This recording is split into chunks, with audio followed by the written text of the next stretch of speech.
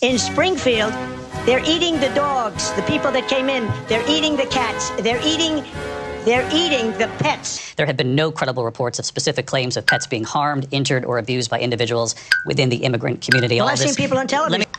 You talk about extreme. And I'm going to actually do something really unusual, and I'm going to invite you to attend one of Donald Trump's rallies, because it's a really interesting thing to watch. He talks about fictional characters like Hannibal Lecter. We'll talk about windmills cause cancer. People don't go to her rallies. There's no reason to go. And the people that do go, she's bussing them in and paying them to be there. She went out. Wait a minute. I'm talking now.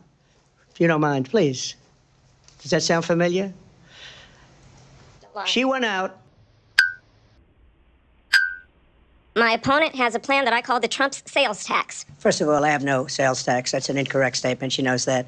Now she wants to do transgender operations on illegal aliens that are in prison. Donald Trump left us the worst unemployment since the Great Depression. The baby will be born, and we will decide what to do with the baby. In other words, we'll execute the baby. Donald Trump left us the worst attack on our democracy since the Civil War. She's going to my philosophy now. In fact, I was going to send her a MAGA hat. She's a Marxist. Everybody knows she's a Marxist. And her vice presidential pick, which I think was a horrible pick, by the way, for our country, because he is really out of it.